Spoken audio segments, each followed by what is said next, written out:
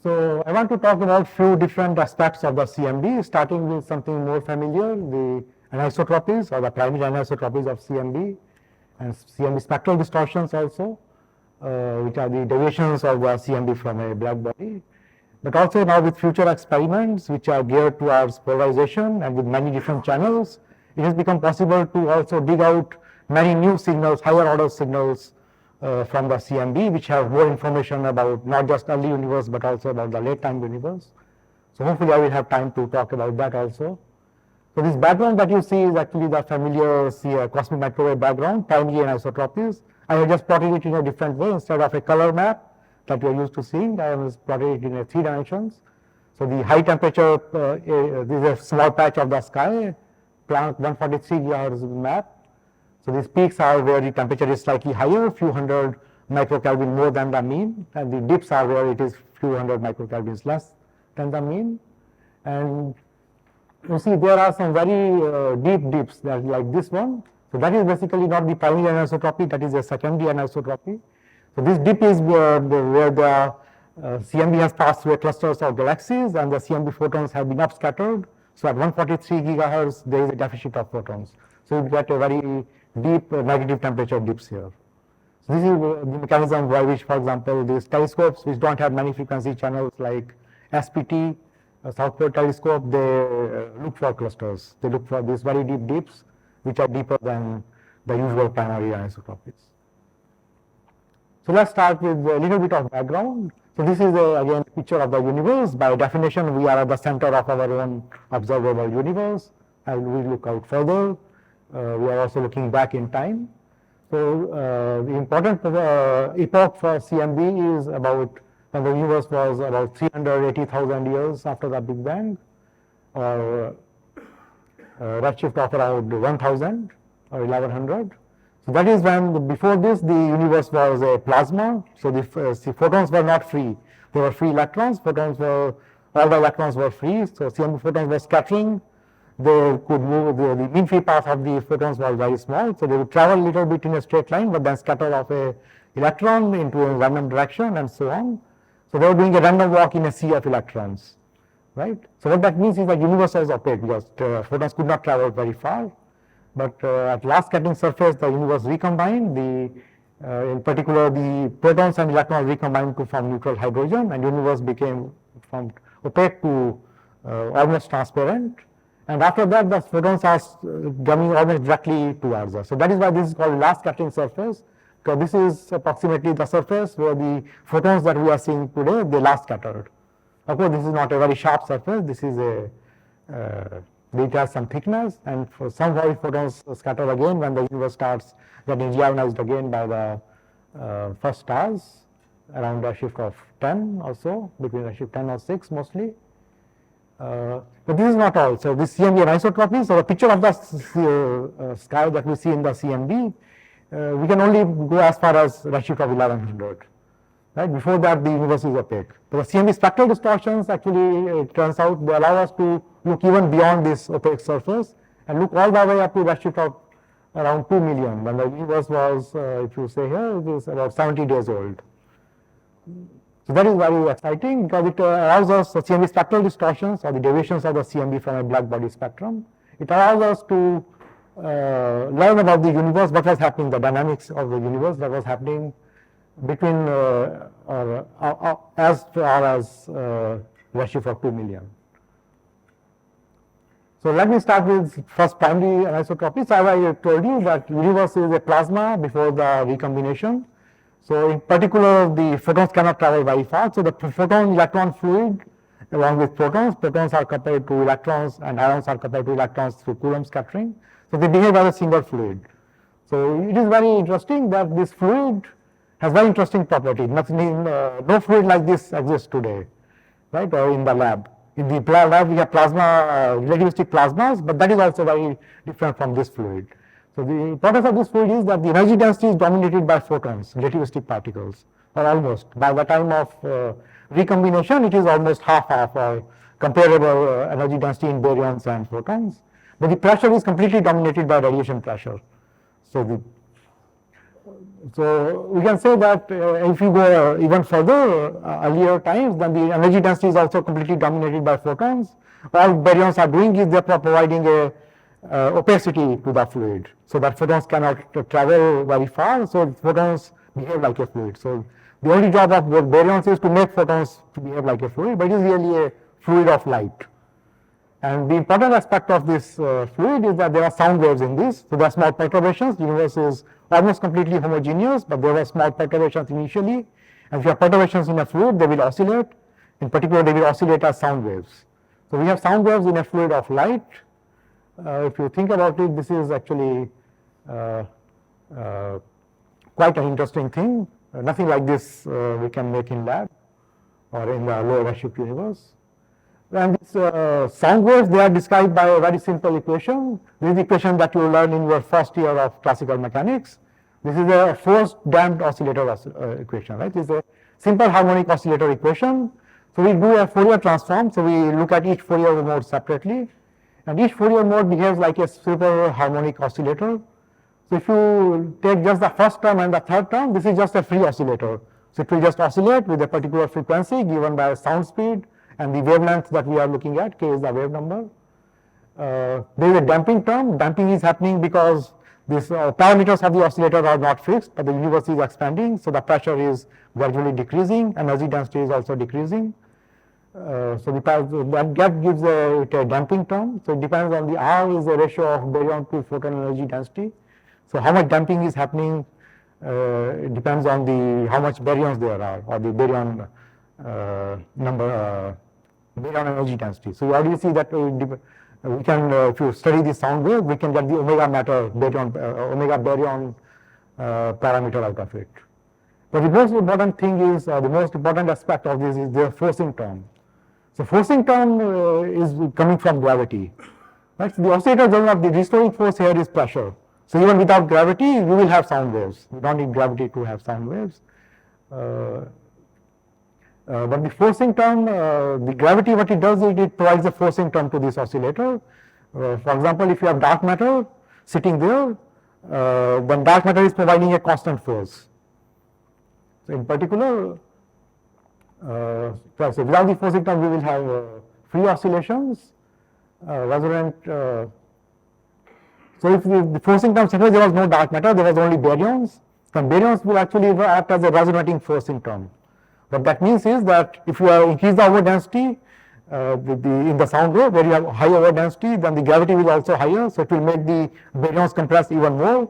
Where you have under density, the sound waves have under density, it is going a rarefaction. The baryon density will also decrease, and it will the gravity will decrease, so baryons will move out even more. It will empty out even more than they would have without this forcing term. So the forcing term due to baryons is like a resonant term.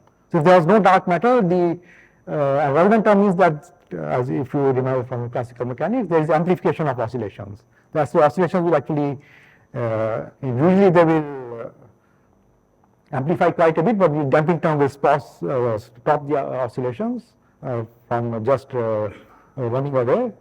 But still, you will have the amplitude of the oscillations will be much bigger if you had only baryons and photons. There was no dark matter. But the dark matter, because there is dark matter acts like it is just sitting there. If there is over density in the sound wave or under density, it does not care because it is uncoupled.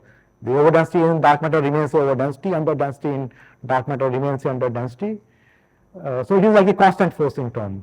And if you give a constant forcing term to a simple harmonic oscillator, it just shifts the 0 point.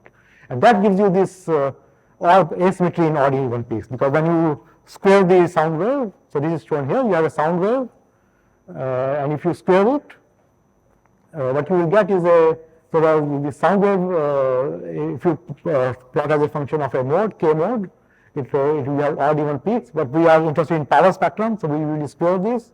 So without baryons, you will have all the peaks of the CMB acoustic oscillations, they will have the same height. But when you add dark matter, then you have a shift in the 0 point, and when you square this, you have this odd even asymmetry. So that tells you. So this depends the asymmetry and the amplitude. It is basically telling you how much baryons there are, how much dark matter there is. But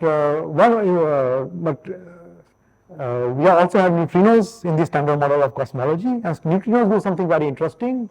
They are not coupled with everything, but they are relativistic, unlike dark matter, which is non-relativistic. So if you have overdensity in dark neutrinos, initially we have adiabatic initial conditions, so all fluids have the same overdensity or number densities. But if there is overdensity in neutrinos, it will not remain an overdensity because neutrinos are relativistic, they will just stream out of the overdensity. And neutrinos from overdensity will mix in underdensities and underdensities with overdensities, so we will erase out those perturbations. In particular, the scale that you have erase the perturbation is the scale in which the neutrinos can travel in a Hubble time, which is basically the horizon size, right? So as soon as the neutrinos enter the horizon, the perturbations outside horizon, they have a constant perturbation. It is just sitting there just like dark matter, but as soon as they enter the horizon, the perturbation decays away at the speed of light, whereas sound speed is much slower than the speed of light. So which means this is forcing term due to neutrinos is like a step function. And if you apply a step function to a simple harmonic oscillator, again you can do calculate this analytically, it gives you a phase shift in the oscillations. So the peaks just move a little bit. And so we observe all this combined effect of all these effects during time of recombination. And in particular, this important aspect of this is that it also provides us with a standard ruler.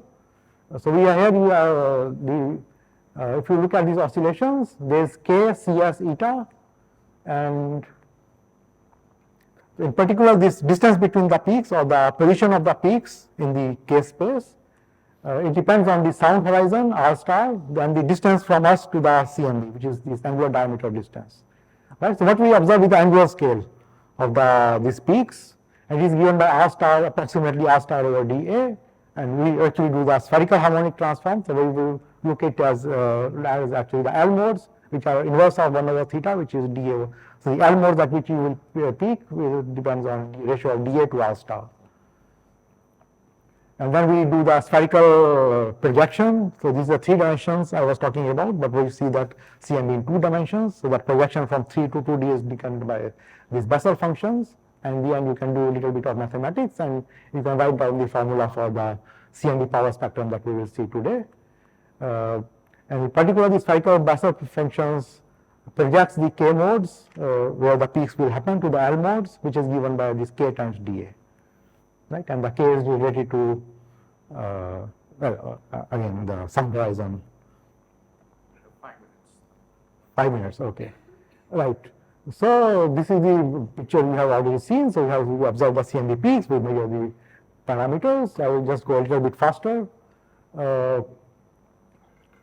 So the peak that we see is given by, if we combine everything, if we have dA over r square, but we also have to include there is a phase shift due to neutrinos. So it's additional factor which comes here, right? And the angular diameter distance depends on the expansion history. It is the integral of Hubble from 0 to z star. Sound horizon is the integral from z star to infinity. And then there is this Hubble tension, the famous Hubble tension we know. So, which means that if you measure L peak, then dF through dA and r star, we have the sensitivity to S0. So that is how you measure this Hubble constant.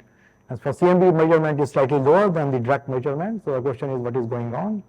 It seems now with the recent papers, it is most likely a systematic. There have been some interesting papers on systematics which have been appearing on archives recently. But if you say that, okay, we want to keep this energy densities of matter and radiation fixed, because they determine the oscillator and we have a pretty good handle of how much there should be, and you want to boost the Hubble from CMB to solve the Hubble tension, then what you will find is that you just add a constant to the Hubble parameter all throughout the history. But as you go early times, the universe is expanding faster, so this constant addition is almost negligible. So all this does is it basically affects the dA, but does not affect the r star. So dA, if you boost the Hubble, then dA becomes slightly larger, r star remains unchanged, so the peaks shift to smaller L. And that will contradict the observations, right? Theoretically, you do this exercise, you find that you contradict the observations. So you have to do something to bring the observations back to the theory back to the observations. So one way is to you change dA. So you manipulate the expansion history so that even after changing Hubble, dA remains same. Or you can change R star, that is the early solutions.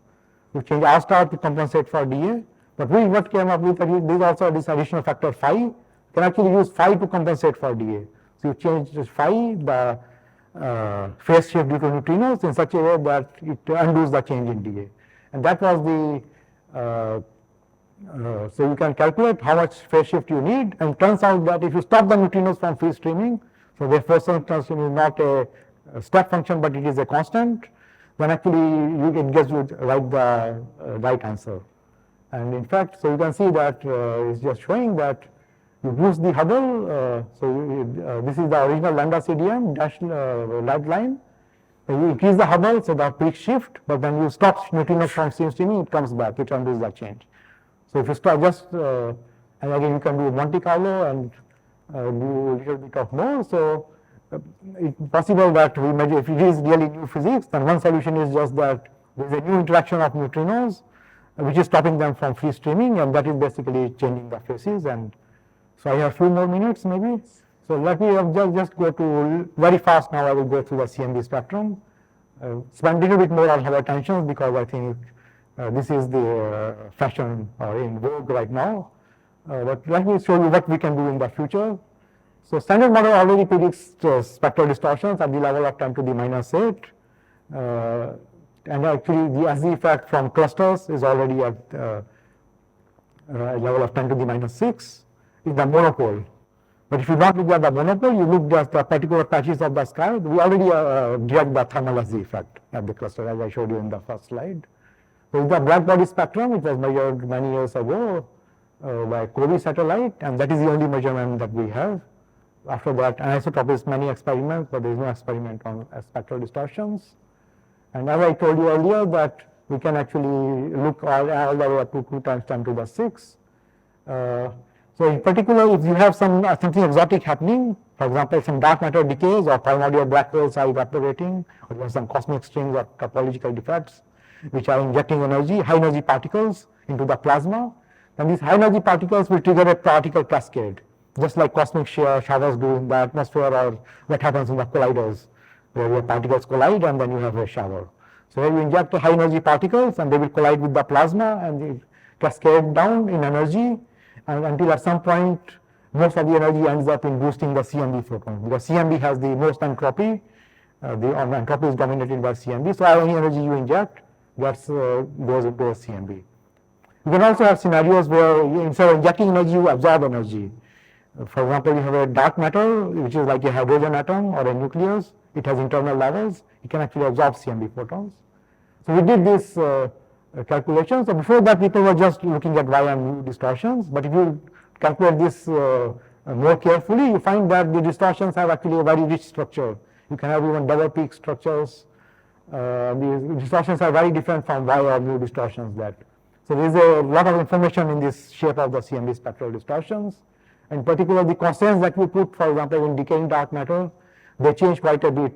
So this is the gray line that people have been doing until now, assuming your energy goes into Y or mu. But if you do it correctly, then you see that actually they can relax by a factor of 5. So there is a huge effect. So we recalculated all these constraints of different things. So you can do unstable particles, decaying dark matter, primordial black holes. We updated all these constraints. We also have BBN. These energy particles can destroy the elements produced in BBN. That also gives you some constraints. So we calculated all these again. I told you about if a dark matter is, for example, a two-state thing, then you can absorb CMB. It turns out if you tune the parameters just right, you can actually explain the edges anomaly. You can, I am not showing that here, but you can actually, it can actually give you the edges anomaly. So the signal that edges is seeing, it is coming from absorption of dark matter, not from 21 centimeter at all, but just the absorption of CMB by dark matter. But you can also have very interesting spectral distortions, which have a very different shape again from all the other distortions that I talked about earlier, and you can again do some parameter search. And also, if dark matter is this multi-level dark matter, then dark matter is there in all along the universe. So if you look at quasars, when the quasar light passes through this dark matter, it will get absorbed. So just like Lyman alpha forest or 21 centimeter forest, we will have a dark forest. This is the edges part that I showed you. So you can choose parameters so that the edges anomaly can be explained with this model. And I think I am out of time. So I did not have time to talk about polarization, but the very interesting thing that there are free electrons in clusters, and clusters have velocity, and the line of sight velocity gives you the Doppler effect if the CMB scatters on these electrons, and the coherent velocity of all electrons in the cluster, or the peculiar velocity of the clusters, gives you a Doppler effect that is called the kinetic as effect. The transverse moment motion, linear order does not give you anything, but at second order it gives you a polarized as effect. And it is possible to detect this in next generation of experiments using the pairwise effect, so using the stacking of the clusters. And so you can look at these papers if you are interested in learning more. In particular, we can learn not about the line of sight, but the transverse velocities of the clusters also. So I will just stop with this slide. These are just what I have, the aspects that I have talked about earlier, and I will just stop there. Thank you. Thank you. We have time for one or two questions. So the last slides that you showed with the CMB stage 4 constraints, so have you looked at just the Simons observatory combination? Yeah, so with the Simons observatory, I think I did not put it here, but we have put it, looked at Simons observatory also. It is slightly worse than CMBS4, so it also does very well. This is actually a new effect we have proposed. So really in pairwise KSZ effect, we will pair cluster with cluster. But here we have proposed that if you pair cluster with galaxy survey, it will actually boost the survey signal by quite a signal to rise by quite a lot, and you can do much better. So these outer contours are the cluster pairs, and inner contours are if you pair these clusters with DESI or with LSST galaxies. So you can actually improve quite a bit. Thank you. So I have one question. So this, you talked about that interaction of neutrinos such that the free streaming would be delayed. So does that also change something in the polarization spectra, or it just changes in the, this temperature spectra of the CMB? No, so it will change polarization also, because this polarization also, we have the same acoustic oscillations. They appear at different